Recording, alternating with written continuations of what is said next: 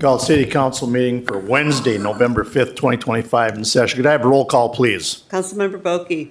Here. McCann. Here. Stendy. Here. Voss. Here. Dotson. Here. Burbank. Here. And Rainey. Here. And Mayor Jessup. Here. We have all 7 of the council and the mayor present. Thank you. Would everyone please rise as Councilmember Burbank leads us in the Pledge of Allegiance.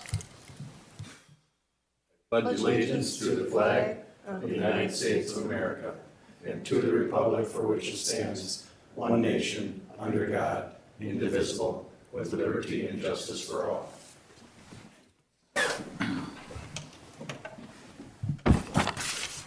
All right, we moved the clocks back. We have a council meeting on a different night of the week. It's a lot of changes tonight, so let's get after it. First thing we have tonight is to approve the council agenda. There was one change that was put on the agenda this afternoon. That's 3.2.1.1. With that, I would look for a motion to approve the agenda. Motion to approve. Motion by Brent to approve. Do I have a second? Second. Second by Dave. Any discussion? Hearing none, all those in favor signify by saying aye. Aye. Opposed? Motion carries. First up tonight, we've got a public hearing for the proposed assessments for the 2024 street and utility project. And with that, there's also a resolution 1.2.1 74-25 to adopt the assessments for the 2024 street and utility project. And with this, we will go to Sean Murphy. Good evening. Good evening, Mayor and Council. Yes, we're requesting Council's approval of Resolution 74-25, which is adopting our assessments for the 2024 street and utility project. With that, through the 429 process, does require a public hearing. Our 2024 street and utility project consisted of McKinley Street Southwest and Anderson Place Southwest. Following a notice to affected property owners and the public, a public hearing regarding these proposed assessments is being held tonight. If approved, notices of final assessment will be drafted and sent out to these affected property owners. The assessments will be repaid over a 10-year period. Since this project is finishing or did finish in 2024, the recommended interest rate is from staff is 5.2%. That is based on our 2024 bond issuance with a true interest cost of 3.23%. That's following state statute recommending setting assessment interest rates 1% to 2% above the current bond issue rate. The total collections that will come from assessments are $90,516.40. And with that, staff recommends approval, and we'll answer any questions on that. Thank you. This time we'll open up the public hearing. It is 7:03. Anyone that has questions on this, please come to the microphone, state your name, and we will hear you. Seeing no one coming up for comments, I would look for a motion to close the public hearing. So moved. Motion by Brent to close. Do I have a second? Second. Oh, Nate, I'm sorry. Second by Brent. Any further discussion? Hearing none, all those in favor signify by saying aye. Aye. Opposed? Motion carries. We're now up to City Council. Are there any questions on this for Sean Murphy? Dave? Sean, the amount per foot has been at $52 for a long time. Correct. We talked about it every year. It hasn't been adjusted. And correct me if I'm wrong, but I think for the projects that we do in 25, there's going to be a 6% interest rate. It's going to jump a point. I'd have to double check with our finance director on what we sold our bonds for, but I think it was just over 4%. Okay. And so with that recommended 1% to 2%, we have historically gone 2% higher than our bond issuance rate. So yes, 6% sounds correct. I think for the benefit of anybody viewing this tonight, they need to know how much the city is paying for these assessments versus the homeowner. We're really falling behind. And I know there's been discussion regarding using a property tax type of plan rather than assessments. So that was my only comment, that $52 has been there forever. So, thank you. Nate? Yes, we've talked about it quite a bit, eliminating special assessments.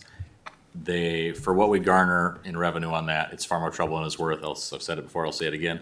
I want to get rid of it. I don't even care how we make it up on the back end. I just want us to commit to that and eliminate it because it's not worth the trouble. Engineering will tell you it's not worth the trouble. So we can have a discussion as to how that would be done, but I would like us to just commit to not doing it anymore because the rate's too low. It doesn't offset the cost nearly enough to justify it and all the hassle it is. Thank you. Anyone else? So before us, we have Resolution 74-25 to adopt the assessments.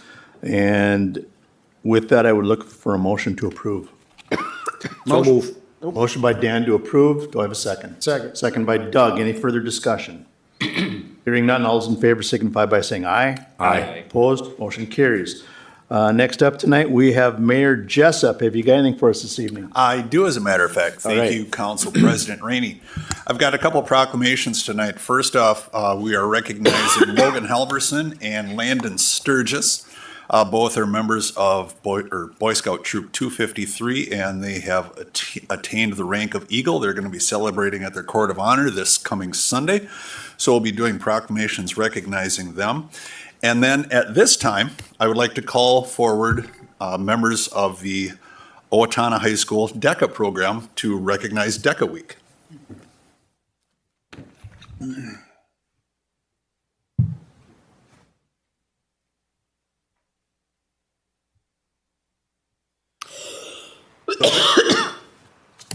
So at DECA Week, I was lucky enough to be here last year when Mayor Tom presented this proclamation to DECA.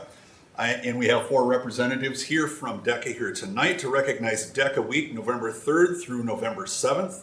And just urging all citizens of Owatonna to help in this observation and attention to the work that DECA does. So if you would all like to introduce yourselves to everybody here. My name is Paige Pick, and I am the Officer of Chapter Campaigns for our Owatonna DECA chapter. I'm Genevieve Froman. I'm the Director of Hospitality and Competition. I'm Amal Mohammed. I'm the president of OHS DECA, and I also represent Owatonna on the Minnesota DECA stage as vice president. My name is Mubarak Hassan, and I'm the Director of Fundraising. On behalf of the City of Owatonna, the City Council, thank you for being here tonight. And here is your proclamation recognizing November 3rd through the 7th as DECA Week in Owatonna.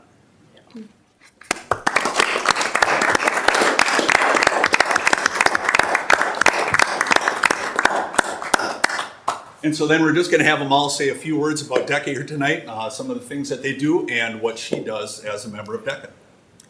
Hello. So DECA is a student organization that helps high school students and college students prepare for careers in hospitality, finance, business, and marketing. So at OHS, we do a lot of events. So recently today, we did a tie blanket campaign. So we donated tie blankets as students made them.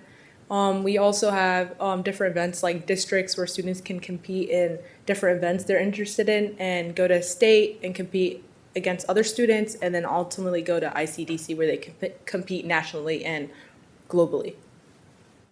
Great, thank you.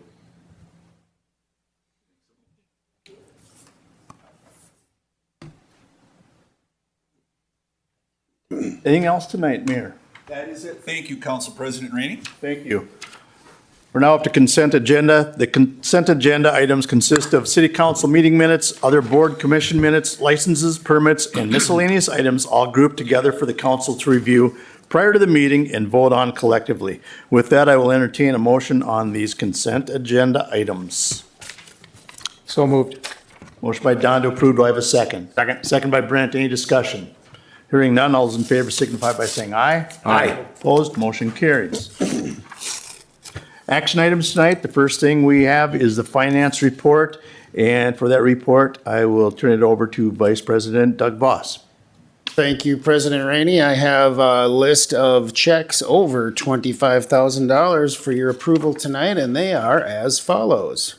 $28,393 to Av Fuel Corp. for the airport fuel resale. $53,524 Nero Engineering wastewater treatment plant upgrade and expansion project of September.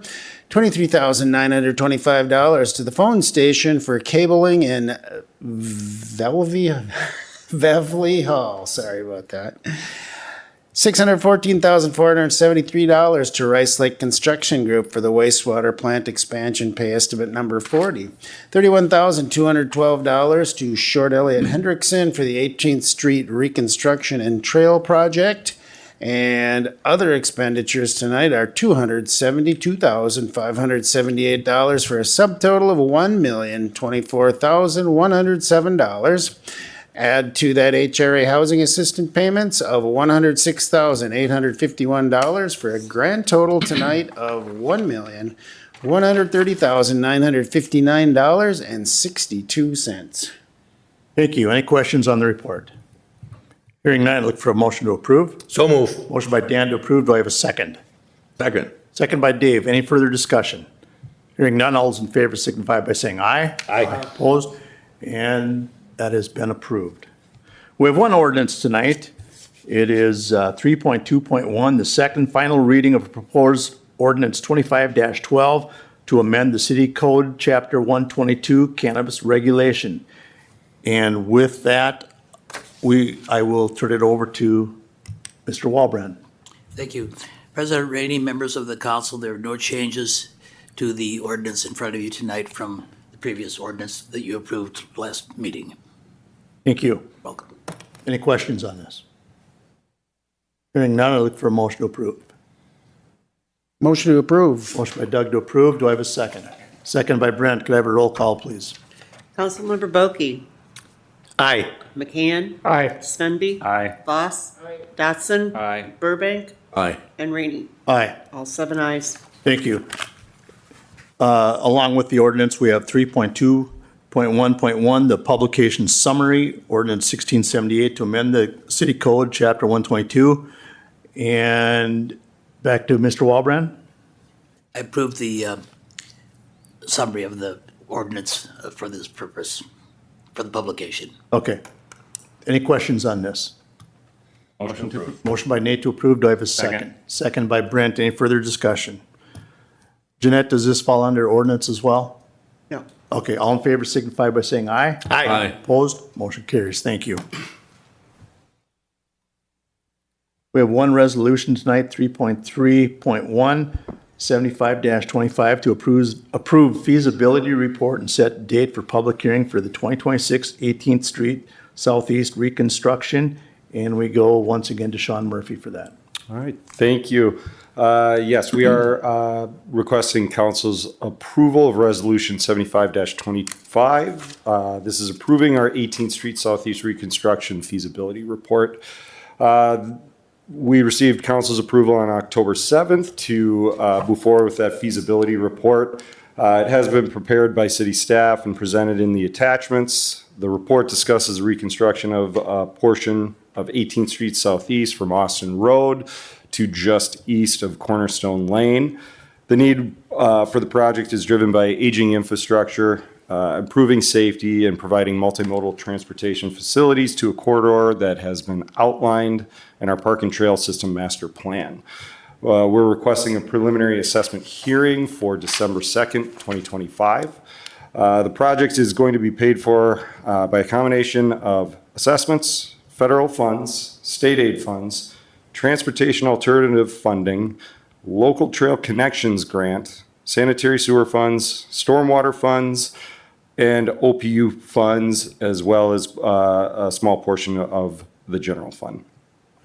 Costs are summarized in the attached report, and the estimate for the total project is $7,448,926, and the preliminary assessment total is $447,948.28. Just a correction, that number is a little bit lower than what was posted in the original purpose memo.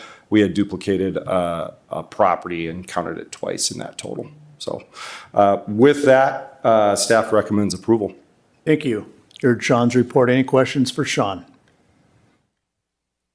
Hearing none, I look for a motion to approve. So move. Motion by Dan to approve. Do I have a second? Second. Second by Dave. Any further discussion? Hearing none, all those in favor signify by saying aye. Aye. Opposed, motion carries.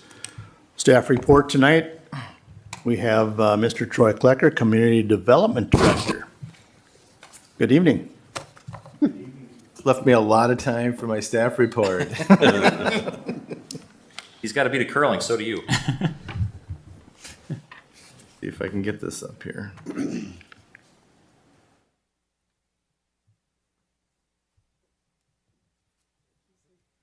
Click it, yeah. Let's see, go ahead and click it. There you go.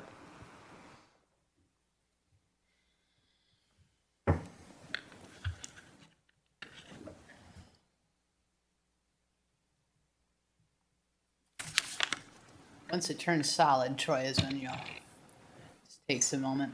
It's giving him a red, it's a solid white. Okay, now it's just went through again. Sure. Is that a hard drive? There it goes. There you go. Oh, there we go. Okay.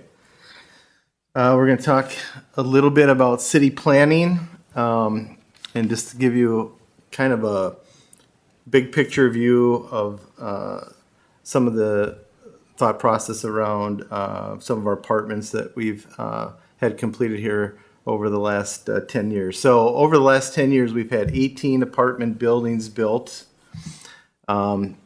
And as you can see on here, they're kind of in all areas of town. We have one up on the north end here. We got the 5 over east of the interstate along Bridge Street area. We've had 4 there, 4 downtown. The Ayers Apartments, which is under construction right now on the east side, and then 2 on the south end with South Point. So really kind of spread out a lot of our apartments throughout town. And that's, different than what's been done in the past. So the old way of city planning and zoning was you designated an area of town, you zoned it multifamily, and you put all of your apartments in that area. And you can see that, up on the north end off of Cedar Avenue, where we have 21st, 22nd, and 23rd. That's a big area where we had, it's zoned high-density residential, and a lot of our apartments went there.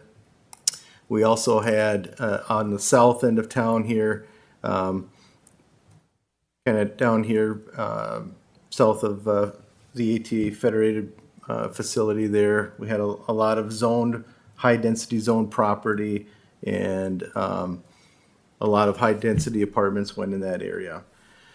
And so that was the kind of the mindset of zoning back then. We directed we owned a lot of that property, and we pushed high-density residential to those areas until we didn't have any more. And the new way of thinking is people want to live where there are things in the area, in walkable areas, so they can be walked to commercial areas. And so over the last 10 years, we've really been spreading out those multifamily apartments, directing developers to go into different areas. We fortunately have always had multifamily zoning permitted in our commercial zones, and not every city does that. In fact, that's what you'll hear from the legislature here. They came out last year with some of that, is trying to require cities to have multifamily in commercial areas. And we've always had it permitted in there. And that's really been a benefit because almost all of these 18 apartment buildings have been in or right next to commercial areas. In fact, we've not extended any utilities to any of these. We did do an annexation for the West Lake Meadows out by the mobile home park there. And there was utilities put in this new street just for future development, but it was not needed for this development. So we did a lot of infilling with multifamily apartments next to commercial or in commercial areas. And so that's really made many more choices for residents and allowed them to be in areas where they want to be. So of those 18 apartment buildings, it was 879 units and an average of 1.7 people per unit. That comes out to almost 1,500 people. So over the last decade, that represents over 5% of our population have been placed, their homes have been placed in areas that are in commercial areas where there's walkability. We have, of those 18 apartments, 9 of them were redevelopment projects in which we utilized tax increment financing. And those replaced the old dealership downtown off of Vine, 5 dilapidated houses on Pearl downtown, the old OTC warehouse on Rose Street, if you remember that, with Ascend 1, the Smurf House, and the other buildings around that area. The old bus barn on Cherry Street was redeveloped into apartments. The old Air Apartments on Bixby Road were redeveloped.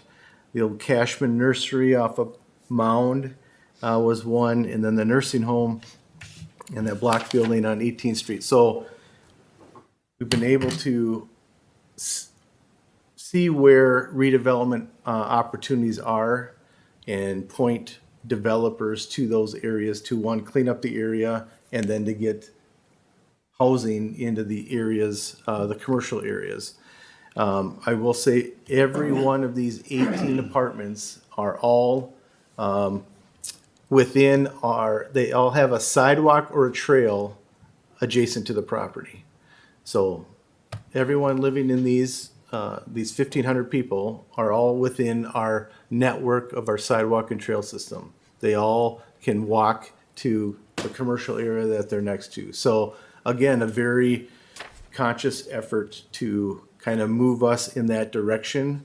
The old way of having a big area of residential was not next to any commercial areas, and we're not next to or have any sidewalks or trails next to them. So they were kind of on an island and would have to drive everywhere they needed to go. I will say that, we are going through our ordinance amendments right now. We had a survey go out and we had over 400 responses to that. And we'll get those responses to you so you can see what they are. But more than half of them talked about sidewalks and having more sidewalks within our community, making it more walkable.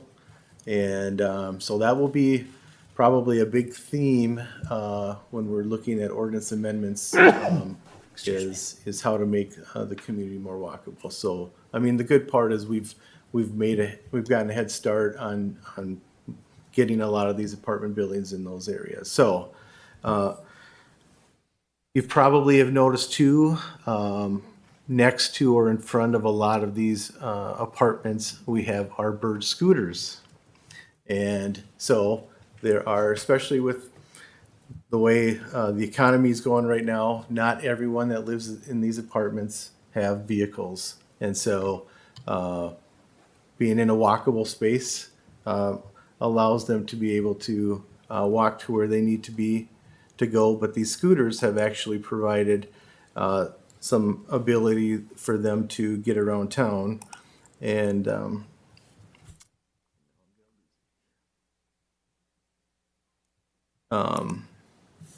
so our bird scooter count usage. So it started in 2022, and that was a first year, and it wasn't for the whole season. I think they got up into late spring, early summer. So that number is probably not a true full year there. The second year was the biggest year. They were there for the whole year. Everyone was experimenting with them, joyriding, using it for commuting. So we were over 12,000 trips. Last year, it came down to about a little over 10,000. And this year through October, we're just under 10,000. We'll be over 10,000 by the end of the year. So we're kind of leveling off at that 10,000 mark. But the most interesting part of this is the average distance is over 2 miles. And in talking with our bird representative, he says that's one of the highest within the company communities for distance use, which they say represents that there's a lot of commuters that are using those bird scooters to get either to work or to a destination on a pretty consistent basis to go an average of 12. So, I mean, if you're looking at 10,000 trips at an average of 2 miles, I mean, that's quite a few miles that are put on. I think part of the leveling off too is a lot of people are getting their own scooters or using e-bikes, and so just the popularity of that's going up. So the reliance on the bird scooters is probably going to lessen some. But I think, I mean, it's something you probably don't think of as the scooters being people using it for commuting to work, but the statistics show that is being widely used in that sense. So that is my update. Is there any questions? Thank you. Any questions for Troy? Thank you very much. Yep. We're now up to public comment. Please limit your comments to 3 minutes. Please approach the microphone, sign in, and state your name and address for the record after being acknowledged by the council president. Speakers will be limited to 3 minutes to deliver their comments. Council Vice President Voss will be timing and hold up one hand after 1 minute or 2 minutes, 45 seconds to notify the speaker they have 15 seconds to complete their comment.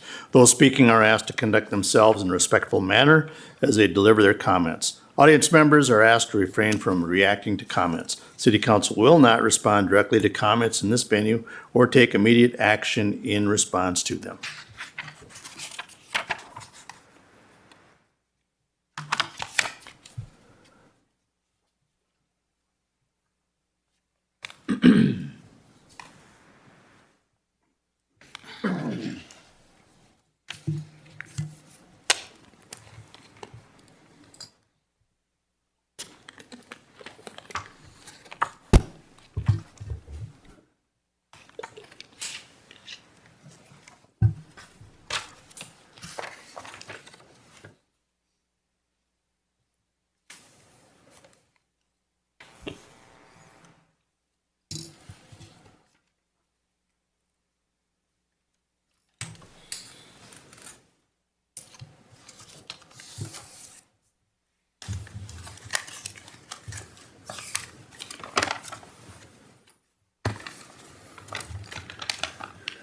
Gary Jones, 995 Ridge Road.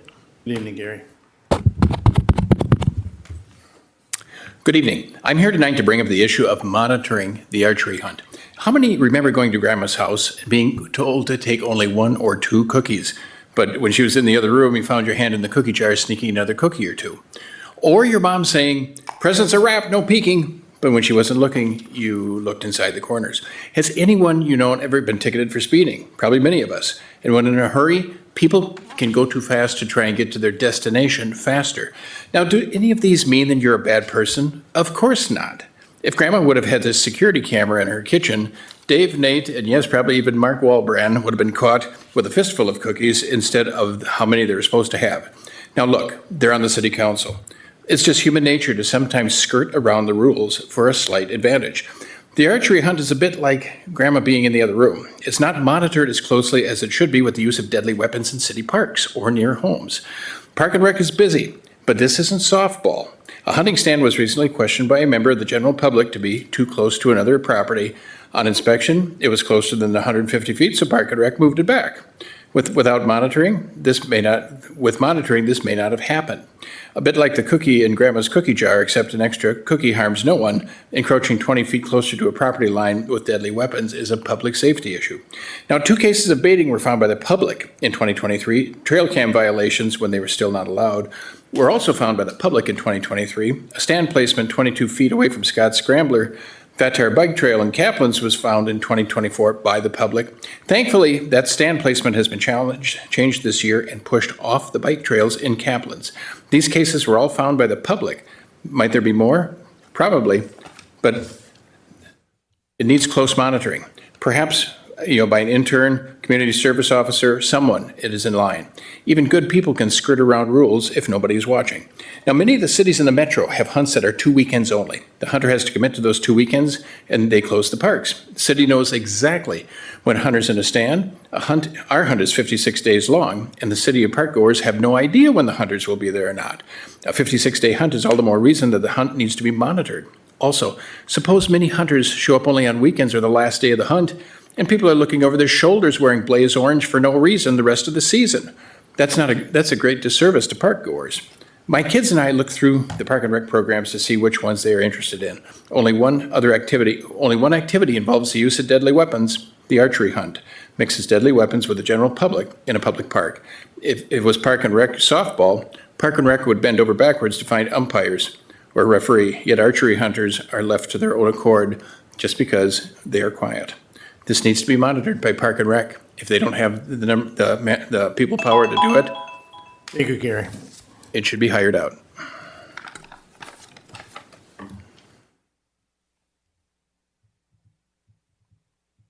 Anyone else this evening?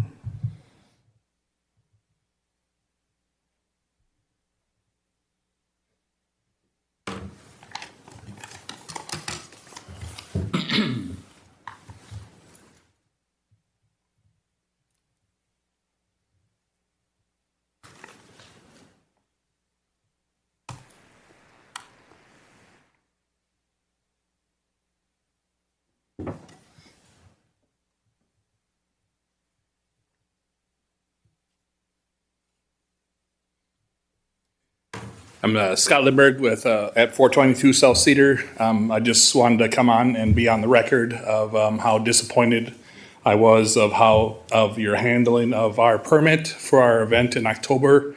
And one of the requirements is that you said that I needed to do that I didn't do was go around to the businesses that were going to be affected by the closure of it. We felt we did. There was one business that felt that he was going to be affected, even though his street in front of him was not going to be closed. And that's pretty much what I gathered why it was tabled, and then eventually forced us to cancel the event. Just let you know, the event that you approved tonight, I was never approached on how that's going to affect my business at the Zamboni Event Center. And by closing the street off in front of the Zamboni Event Center, the 6 times or 8 times that happens during the year basically shuts us down. All of our parking, all of our access is off of Cedar Street. And every time you close that down, we can't rent it out. So just for the record, I was never notified or asked how it was going to affect my business. So you should treat all businesses the same, whether it's a big business or a small business, whether they invested $1 million in their business or just getting started. Thank you.